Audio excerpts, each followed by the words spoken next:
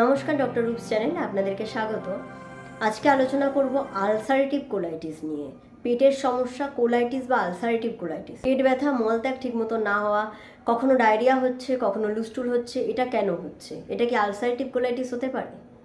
এই ulcerative colitis এটা পেটের ভিতরের একটা রোগ, বৃহদন্ত্রের একটা রোগ, যেটা পুরোপুরি ঠিক হয় না।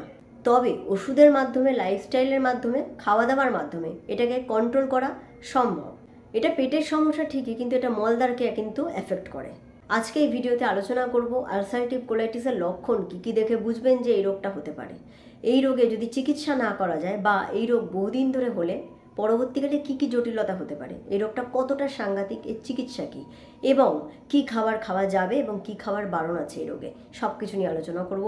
পেটের মধ্যে যে বৃহদন্ত্র আছে, যেখান থেকে আমাদের খাবারটা পাস করে, ডাইজেস্ট হয়, দিয়ে তারপরে মল হয়ে সেটা বেরিয়ে যাচ্ছে, এটা কিন্তু বৃহদন্ত্রের একটা রোগ।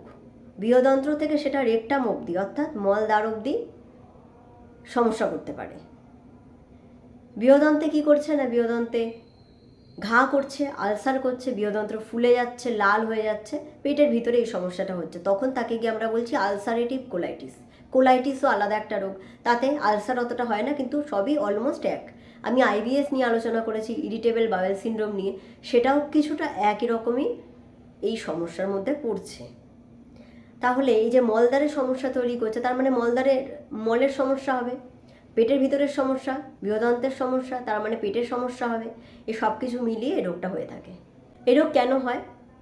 জেনেটিক কারণে হতে পারে, স্ট্রেস, সাইকোলজিক্যাল একটা কারণে হতে পারে, বা নিউরোলজিক্যাল একটা সমস্যার কারণে হতে পারে। এছাড়া যারা প্রচণ্ড অ্যালকোহল ইউজ করে, যারা প্রচণ্ড স্মোকিং করে, এটা একটা বড় ফ্যাক্টর, তার জন্য হতে পারে। যারা প্রচণ্ড স্পাইসি ফুড খায়, ফাস্ট ফুড খায়, ঝাল খাবার খায়, তাদের জন্য হতে পারে। তাদের বৃহদন্ত্রে আস্তে আস্তে অনেক দিন ধরে হতে হতে, এটা একটা ক্রনিক ইনফ্ল্যামেশন, তো অনেক দিন ধরে হয়, হতে হতে সেখানে জ্বালা, ঘা, আলসার হতে হতে আলসারেটিভ কোলাইটিস হতে পারে। ছোটোবেলায় কোনো বড় ইনফেকশন হয়েছে, পেটের টিবি, টিউবারকুলোসিস হয়েছে, বা মিজেলস হয়েছে, সেক্ষেত্রে হতে পারে। ভিটামিন ডি বা মায়ের দুধ কম খেয়েছে বাচ্চা, ভিটামিন ডি এর অভাব হয়েছে, সেজন্য হতে পারে। মেন কারণ হচ্ছে এগুলো। এবার বলবো লক্ষণ কি। লক্ষণ বলতে ওই আইবিএসে একই রকম ছিল, সেটা হচ্ছে কখনো কনস্টিপেশন হওয়া, কখনো আবার লুস্টুল হওয়া, মানে ডায়রিয়া, কনস্টিপেশন, এই দুরকমই হবে। যেহেতু মলদ্বারের একটা সমস্যা, মলদ্বারে ওখানে ঘা হচ্ছে, সেখানে পটির সাথে রক্ত বেরোতে পারে। পেটে ব্যথা, কখনো কখনো প্রচণ্ড পেটে ব্যথা করতে পারে। পেটে গ্যাস হয়েছে, প্রচণ্ড গ্যাস, পেট ভার ভার, খিদে না হওয়া, খাবার ইচ্ছা না থাকা, ওয়েট লস, দুর্বলতা, অপুষ্টি, বমি বমি ভাব, এগুলো হয়ে থাকে। এগুলো হচ্ছে লক্ষণ। আচ্ছা, যদি এই রোগটার চিকিৎসা না করানো হয় বা কেউ ইগনোর করছে, আমরা অনেকেই ওই লুস্টুল হলে, আবার দেখা গেল কনস্টিপেশন হলো, তো আমরা ভাবলাম হয়তো সুস্থ হয়ে গেছি, কোনো অসুবিধা নেই, বা পেটের সমস্যা হয়েছে, ডায়রিয়া হয়েছে, ওষুধ খেয়ে নিলাম, ও ঠিক হয়ে গেল। এইভাবে আস্তে আস্তে ট্রিটমেন্ট না নিলে কী জটিলতা হতে পারে। এর থেকে কিন্তু কোলোরেক্টাল ক্যান্সার হতে পারে, মানে কোলনের বা রেকটামের, পেটের মধ্যে বা মলদ্বারের ক্যান্সার হতে পারে। প্রোটিন কমে যাওয়াতে পা ফুলে যেতে পারে, পেটের খারাপ ইনফেকশন হতে পারে, পেট ফুলে যেতে পারে, পেটের মধ্যে রক্ত তৈরি হতে পারে, রক্ত জমাট বাঁধতে পারে পেটের মধ্যে, পেটের দুর্গন্ধ হতে পারে ভিতরে, পেটের কোলনের জায়গা কিছু নষ্ট হয়ে যেতে পারে, পচে যেতে পারে। মানে এটা একটা সাংঘাতিক একটা ইমার্জেন্সি সিচুয়েশন তৈরি করতে পারে যদি বহুদিন ধরে এই রোগ হয়ে থাকে এবং তার ট্রিটমেন্ট না হয়ে থাকে। আর সবচেয়ে বড় কথা, অ্যানিমিয়া হয়ে, মানে প্রোটিন লস হয়ে, পা ফুলে গিয়ে অ্যানিমিয়া হয়ে, মানে রক্ত পড়তে পড়তে অ্যানিমিয়া হয়ে একটা মানুষ কিন্তু মারাও যেতে পারে। তাহলে কিভাবে বুঝবো যে এই রোগটা হয়েছে? হিস্ট্রি শুনে যে কি সমস্যা হচ্ছে। লুস্টুল হচ্ছে, তাহলে লুস্টুলটা কতবার হলো, লুস্টুলের পরেই কনস্টিপেশন হচ্ছে কিনা, বা কতদিন গ্যাপ থাকছে, এই হিস্ট্রি শুনে আপনার ডাক্তারবাবু কিছুটা ধারণা করবে। সিবিসি কমপ্লিট ব্লাড কাউন্ট করতে হয়, সেখানে ইনফেকশন আছে কিনা, সেখানে রক্তের পরিমাণ কতটা, এলএফটি করে দেখা যায় যে অ্যালবুমিনের পরিমাণ কতটা আছে।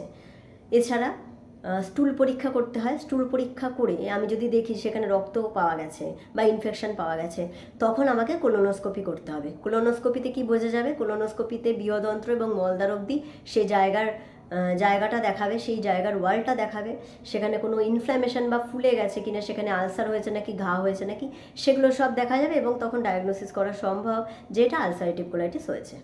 এর চিকিৎসা বলতে লাইফস্টাইল মডিফিকেশন, খাওয়া দাওয়া, এগুলো তো আছেই। ফিজিক্যাল অ্যাক্টিভিটি, অ্যাক্টিভ থাকতেই হবে।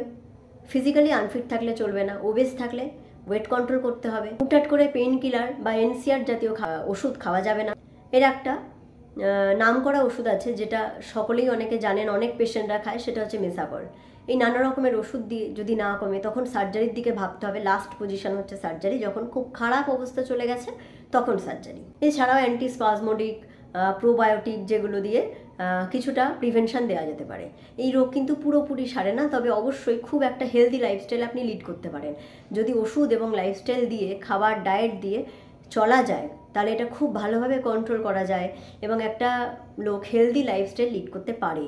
তাই ইগনোর করার না, ভয়েরও কোনো ব্যাপার না। এটা খুব সুন্দরভাবে ট্রিটমেন্ট নিলে খুব সুন্দরভাবেও লাইফস্টাইল লিড করা সম্ভব। আমি এই জন্য বারবার বলছি, যদি এরকম কোনো লক্ষণ প্রকাশ পায় তাহলে অবশ্যই ডাক্তারের কাছে যান। আশা করছি এই ভিডিওটা হেল্পফুল ছিল। আমার অন্য ভিডিওতে আমি আলোচনা করব আলসারেটিভ কোলাইটিস বা পেটের এই সমস্যা, আইবিএস রোগীরা কী খাবার খাবে এবং কী খাবার বারণ। আজকে এই পর্যন্ত শেষ করছি। ধন্যবাদ।